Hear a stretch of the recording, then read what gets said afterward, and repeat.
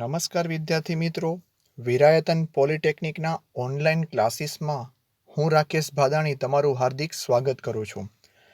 મિત્રો, અત્યાર સુધી આપણે transmission distribution of electrical power આ સબ્જેક્ટના 3 ચેપ્ટર્સ કમ્પ્લીટ કર્યા છે. હવે નેક્સ્ટ ચેપ્ટર છે આપણું ચેપ્ટર નંબર 4 ડિસ્ટ્રીબ્યુશન સિસ્ટમના કમ્પોનન્ટ્સ. તો મિત્રો, અત્યાર સુધી આપણે extra high voltage transmission line પણ જોઈ લીધી છે. હવે સમય છે ડિસ્ટ્રીબ્યુશનને જોવાનો, કે જે ટ્રાન્સમિશન પૂર્ણ થાય તેના પછી એનું ડિસ્ટ્રીબ્યુશન કઈ રીતે કરવામાં આવે છે, જેની બેઝિક સમજૂતી તો આપણે આ જે સબ્જેક્ટ છે એના શરૂઆતમાં લઈ જ લીધી છે, પણ એની ડિટેલમાં એનાલિસિસ આપણે આ ચેપ્ટરની અંદર કરીશું, જ્યાં આપણે બધા કમ્પોનન્ટ્સ જે ડિસ્ટ્રીબ્યુશન સિસ્ટમમાં ઉપયોગમાં આવે છે તેના વિશે પૂરી માહિતી લેશું. તો ચલો મિત્રો, આપણે એના ઉપર ચર્ચા કરતા ફર્સ્ટ ટોપિક આપણો સપ્લાય સિસ્ટમ જે આપણી બનેલી છે અત્યાર સુધી, ઇલેક્ટ્રિકલ સપ્લાય સિસ્ટમ, તેના વિશે ચર્ચા કરી, જેનો ઓલરેડી આપણે સૌથી પહેલા જ લેક્ચરમાં, TDEPના સૌથી પહેલા લેક્ચરમાં જનરેશનથી કરી અને ડિસ્ટ્રીબ્યુશન સુધીનો સંપૂર્ણ ખ્યાલ લઈ લીધો છે, જ્યાં આપણે ફરીથી પણ એક વખત ચર્ચા કરી લઈ. હું એક આકૃતિને થોડીક નાની બનાવું છું, જેથી પૂર્ણ આકૃતિ સ્ક્રીન પર દેખાઈ શકે. ચલો, હવે તમે આકૃતિમાં જોઈ શકો છો તેવી રીતે અહીંયાથી જનરેશનની શરૂઆત થાય છે, અને આ જે જગ્યા છે તે આપણે કસ્ટમરની છે. સેન્ડિંગ એન્ડથી કરી અને અહીંયા સુધી રિસીવિંગ એન્ડ, જ્યાં જનરેશન થાય છે ને અહીંયા આપણે કરંટ રિસીવ થઈ અને ઉપયોગ કરીએ છીએ, ત્યાં સુધીની બેઝિક સમજૂતી આપણે ઓલરેડી લઈ લીધી છે, પણ હમણાં ફરીથી આપણે લઈ લઈએ, જેથી એનો આપણે ફરીથી ખ્યાલ પણ આવી જાય મિત્રો. તો ચલો, પહેલું જ જે જનરેશન મિત્રો થાય છે તે એપ્રોક્સિમેટ 11 kV ના જનરેટર દ્વારા જનરેશન થાય છે, અને જનરેશન હંમેશા મિત્રો એસીમાં થાય છે, તે ખાસ ધ્યાન રાખજો. જે આ 11 kVનું જનરેશન થાય છે, જે કસ્ટમર હોય છે આ જગ્યાએથી, એ બહુ દૂર જગ્યાએ હોય છે. આપણે પહેલાં ચર્ચા કરી લીધી છે ઓલરેડી, કે જો બહુ લાંબા અંતર સુધી આપણને પાવરને જો ટ્રાન્સમિટ કરવો હોય તો એને સ્ટેપ અપ એટલે કે વોલ્ટેજને વધારીને કરવામાં આવે છે. એટલા માટે જ આપણે અહીંયા જનરેટરમાં જે 11 kV જનરેટ થયા તેને સ્ટેપ અપ ટ્રાન્સફોર્મરની મદદથી આપણે 220 કિલોવોટમાં સ્ટેપ અપ કરી દેશું.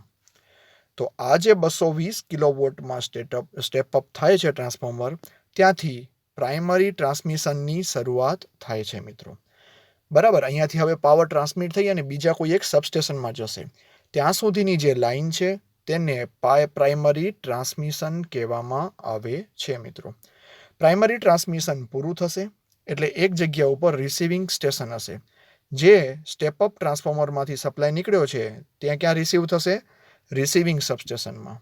એટલે હવે અહીંયા શું થશે? અહીંયા સ્ટેપ ડાઉન થશે, એટલે 220 kVમાંથી 66 kVમાં સ્ટેપ ડાઉન થઈ ગયું. અને આ રિસીવિંગ સ્ટેશનમાં થશે કેવું મિત્રો? એક સેકન્ડરી ટ્રાન્સમિશનની શરૂઆત થશે, કે અલગ અલગ નાના બીજા સબસ્ટેશનમાં આ સપ્લાય અહીંયાથી ટ્રાન્સમિટ થવાનું શરૂ થશે. તો જો એના ઉપર ચર્ચા કરી મિત્રો આપણે, તો જે રિસીવિંગ સ્ટેશન છે ત્યાં બસ બારમાં તમે જુઓ તો આકૃતિમાં આવી રીતે અલગ અલગ બસ આપેલા છે. હવે અહીંયાથી શું થાય છે? સેકન્ડરી ટ્રાન્સમિશનની શરૂઆત થાય છે, કે આ લાઈન એક ગઈ એ 66 kVની ગઈ હશે, અહીંયાથી એક 66 kV ગઈ અને અહીંયાથી પણ એક 66 kV ગઈ. તો આમ આ રિસીવિંગ સ્ટેશન પાસેથી અલગ અલગ 3 66 kVના સબસ્ટેશનમાં લાઈનો જાય છે. તેમાંથી આપણે અત્યારે એક જે 66 kVનું જે સબસ્ટેશન છે તેના વિશે વિસ્તૃત ચર્ચા કરી અને આગળ વધીએ. એવા ને એવા બાકીના 2 સબસ્ટેશન રહેવાના છે. તો હવે એ જે 66 kVનું સબસ્ટેશન છે, અહીંયાથી 2 અલગ અલગ આકૃતિમાં દોરેલા છે તેમ 11 kV અને બીજા 33 kVમાં પણ સ્ટેપ ડાઉન કરવામાં આવતા હોય છે. અને આ જે સ્ટેપ ડાઉન અહીંયાથી આપણે કરશું, અહીંયાથી જે સ્ટેપ ડાઉન કરી અને જે સબસ્ટેશનમાંથી પાવર આગળ જવા દેશું, ત્યાં પ્રાઇમરી ડિસ્ટ્રીબ્યુશનની શરૂઆત મિત્રો થઈ જશે. આપણા ગામની અંદર જો કોઈ સબસ્ટેશન હોય તો એ 33 kVના વધારે પડતા સબસ્ટેશન હશે. એ 33 kVમાંથી આપણે આપણા ગામની અંદર 11 kVના પોલ માઉન્ટેડ સબસ્ટેશનમાં સપ્લાય આવતો હોય છે. જેના વિશે આપણે ઓલરેડી પહેલાં ચર્ચા કરી હતી. જે પોલ માઉન્ટેડ આપણે સબસ્ટેશન છે ને આપણું પોલ માઉન્ટેડ ટ્રાન્સફોર્મર આપણું, ત્યાં જે સપ્લાય આવે છે એ 11 kVનો હોય છે.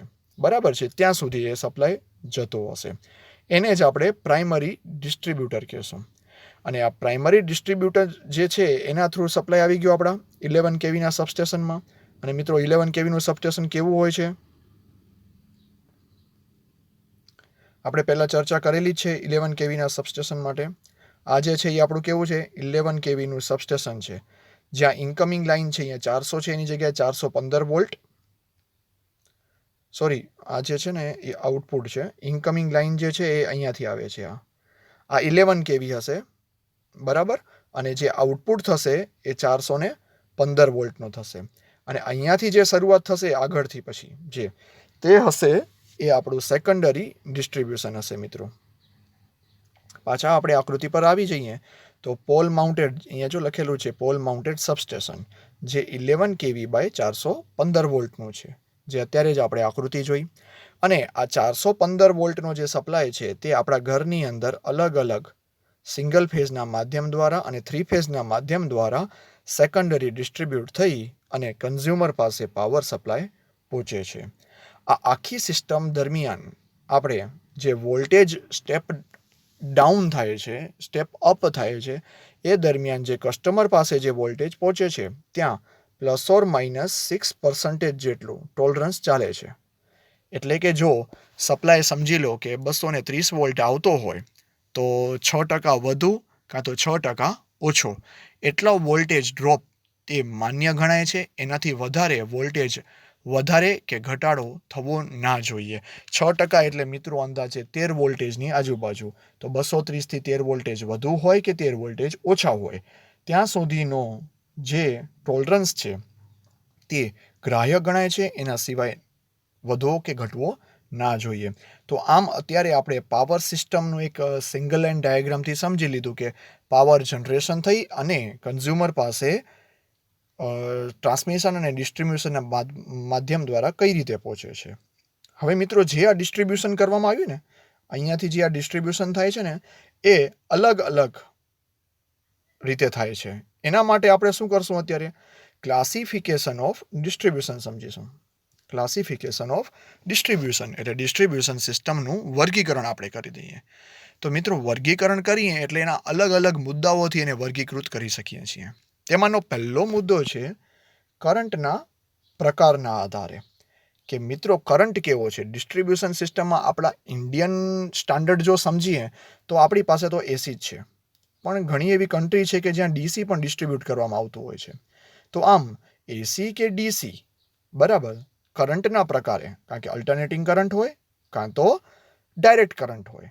આ બંને કરંટના આધારે ડિસ્ટ્રીબ્યુશન સિસ્ટમ બે રીતે બની શકે છે. કરંટ પ્રકારના આધારે ડીસી અને એસી. બીજી છે સપ્લાય સિસ્ટમના સ્થાનના આધારે અથવા તો એને કહીએ કે વોલ્ટેજ લેવલના આધારે.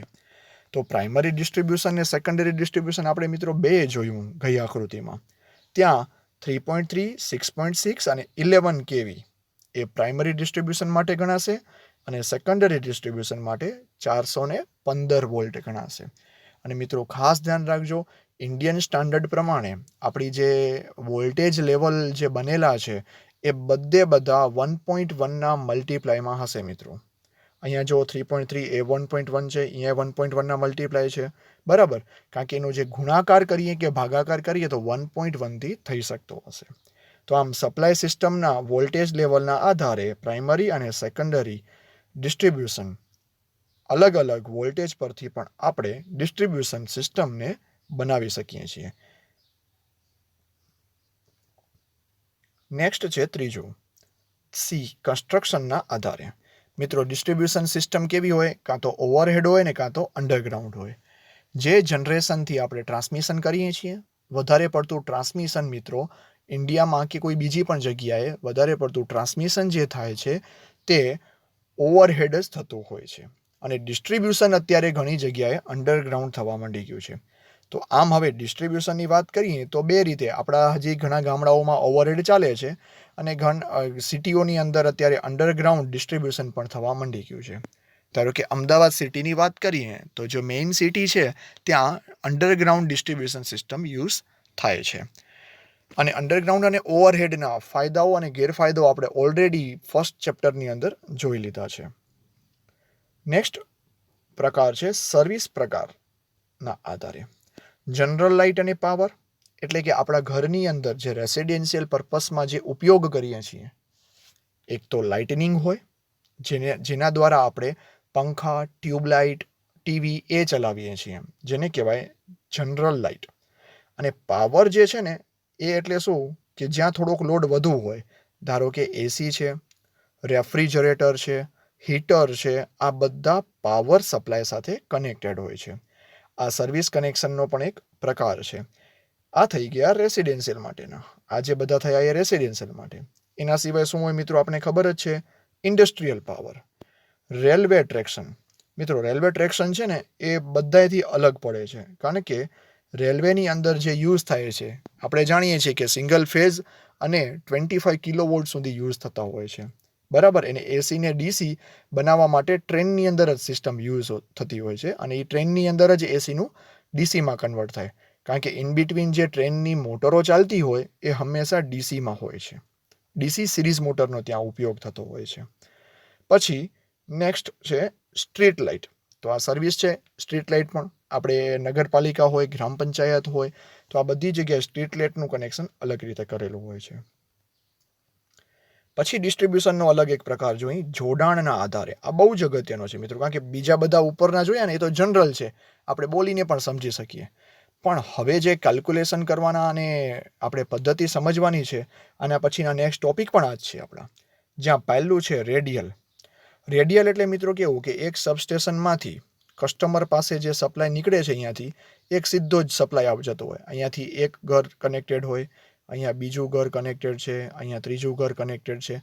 આમ આ લાઇનમાં અંત સુધી અલગ અલગ હાઉસીસ હોય કે કોઈ ઇન્ડસ્ટ્રી હોય એ કનેક્ટેડ હોય, તો આને રેડિયલ ડિસ્ટ્રીબ્યુશન કહેવામાં આવે છે. પછી બીજું છે પેરેલલ. એટલે પેરેલલમાં કેવું હોય કે અહીંયાથી એક બસ જતો હતો ને એની જગ્યાએ બે બસ જઈ અને આગળથી કેવું થઈ જાય, રેડિયલ થઈ જાય. તો એક આનામાં સગવડ શું થાય છે આપણને કે બે અલગ અલગ આપણને પેરેલલ પાથ મળી રહે છે, કે જો એક પેરેલલ પાથમાં કોઈ ખામી કે મેન્ટેનન્સ થાય તો બીજું આપણને કામ આવી શકે. એની વિસ્તૃત માહિતી આપણે આગળના લેક્ચર્સમાં લેવાની જ છે મિત્રો, એટલે ટેન્શન ના લેતો. આના વિશે સંપૂર્ણ ડિટેલમાં આપણે સ્ટડી કરીશું. ત્રીજી સિસ્ટમ છે રિંગ સિસ્ટમ. રિંગ સિસ્ટમમાં કેવું છે મિત્રો કે એક જગ્યાએથી જે ફીડર ડિસ્ટ્રીબ્યુટ કરે છે, બરાબર, ત્યાં રિંગની અંદર લોડ કનેક્ટેડ હોય છે. એક લોડ, બીજો, ત્રીજો, ચોથો, આવી રીતે. હવે આમાં થાય કેવું કે કદાચ કોઈ આ બસમાં પ્રોબ્લેમ થઈ અહીંયા, તો આને ડિસ્કનેક્ટ કરી નાખીએ આપણે, તો સપ્લાય અહીંયાથી ને અહીંયાથી આમ બધી જગ્યાએ સપ્લાય મળી શકે. તો રિંગમેન સિસ્ટમનો સૌથી મોટામાં મોટો એડવાન્ટેજ આ છે. પછી છે ઇન્ટરકનેક્ટેડ સિસ્ટમ. ઇન્ટરકનેક્ટેડ સિસ્ટમમાં કેવું છે કે બધા જે કનેક્શન કે લોડ છે એ એક જગ્યાએથી નહીં, એવા બે અલગ જગ્યાએથી બે અલગ સબસ્ટેશન દ્વારા એને લોડ પહોંચાડવામાં આવતો હોય, જેથી કોઈ એક સબસ્ટેશન પણ જો મેન્ટેનન્સમાં જાય કે ફોલ્ટમાં જાય તો બીજા સબસ્ટેશન દ્વારા આપણે એને સપ્લાય પૂરો પાડી શકીએ. એના વિશે પણ આપણે ડિટેલમાં ચર્ચા કરીશું. પછી લાસ્ટ મિત્રો, વાયરની સંખ્યાના આધારે ડિસ્ટ્રીબ્યુશન સિસ્ટમ આપણે અલગ પાડી શકીએ છીએ. જ્યાં પહેલી છે 2 વાયર, એટલે કે બે વાયર દ્વારા, ધારો કે ફેઝ અને ન્યુટ્રલ બે જ વાયર ડિસ્ટ્રીબ્યુટ થતા હોય તો એને 2 વાયર સિસ્ટમ કહેશું. 3 વાયરમાં મિત્રો શું હશે, આર, વાય અને બી, જ્યાં ન્યુટ્રલની જરૂર નહીં પડતી હોય, ડેલ્ટા કનેક્શન હોય ત્યાં. અને 4 વાયરમાં શું છે, આર, વાય, બી અને ન્યુટ્રલ, આમ 4 વાયરનો ઉપયોગ થાય. તો ડિસ્ટ્રીબ્યુશન સિસ્ટમ આમ 3 અલગ અલગ વાયરોની સંખ્યા પરથી પણ આપણે અલગ ડિસ્ટ્રીબ્યુશન સિસ્ટમ આપણે બનાવી શકીએ છીએ. તો મિત્રો આ લેક્ચરની અંદર આપણે જનરેશનથી કરી અને ડિસ્ટ્રીબ્યુશન સુધીનું રચના સમજ્યા. સાથે એ પણ જોયું કે 6± વોલ્ટેજ ડ્રોપ ગ્રાહ્ય ગણાય છે, એના સિવાય વધારે કે ઘટાડે થવો જોઈએ નહીં. અને ડિસ્ટ્રીબ્યુશન સિસ્ટમનું વર્ગીકરણ આપણે ABC, DEF સુધી અલગ અલગ રીતે પૂર્ણ કર્યું. હવે આ બધી સિસ્ટમોમાં મેઇન જે આપણી છે તે આ જોડાણોના જે પ્રકાર છે તેના વિશે ડિટેલમાં સ્ટડી આગળના લેક્ચરમાં કરવાની છે. અને નેક્સ્ટ લેક્ચરમાં મિત્રો આપણે પ્રાઇમરી અને સેકન્ડરી ડિસ્ટ્રીબ્યુશન સિસ્ટમથી આપણે શરૂઆત કરીશું અને બધી ચલો મિત્રો અત્યારે જોઈ જ લઈએ આ એટલે આપણા મેઇન જે આગળનો ટોપિક છે ને એ પૂર્ણ જ થઈ જાય. પ્રાઇમરી અને સેકન્ડરી ડિસ્ટ્રીબ્યુશન સિસ્ટમ આ એટલા માટે લઈ લઉં છું કારણ કે ઓલરેડી આપણે આના વિશે ચર્ચા કરી દીધી છે એટલે ઘણો સમય નહીં લાગે આપણને.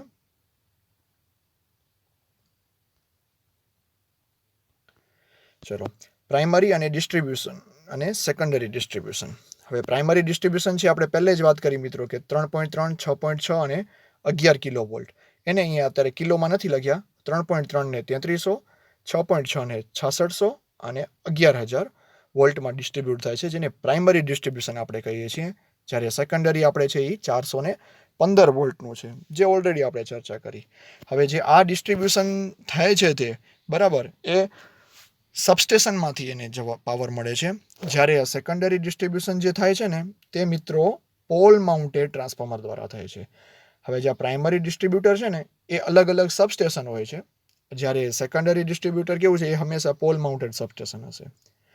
હવે જે પ્રાઇમરી ડિસ્ટ્રીબ્યુટર છે ત્યાંથી જે સપ્લાય થાય છે તે મોટી ફેક્ટરી કે વધારે વોલ્ટેજવાળા કન્ઝ્યુમરને થાય છે, જ્યારે સેકન્ડરી ડિસ્ટ્રીબ્યુટર છે તે કોને સપ્લાય આપે છે? લો વોલ્ટેજ જે રેસિડેન્શિયલ હાઉસીસ છે એ બધા માટે.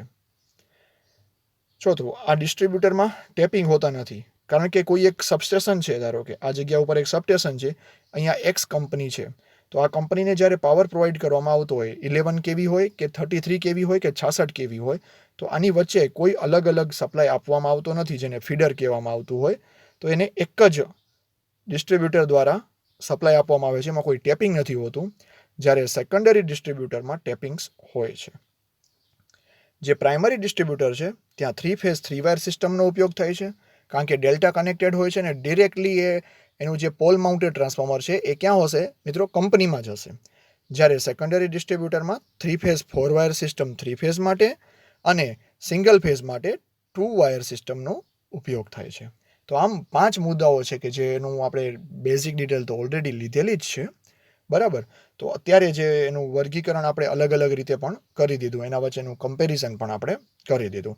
નેક્સ્ટ લેક્ચરમાં મિત્રો આપણે ફીડર, ડિસ્ટ્રીબ્યુટર અને સર્વિસ મેઇન વચ્ચેનો તફાવત અને એના વિશે વિસ્તૃત માહિતી લેશું, સાથે અલગ જોડાણો વિશે પણ ચર્ચા કરીશું. ત્યાં સુધી રજા આપજો. ધન્યવાદ મિત્રો.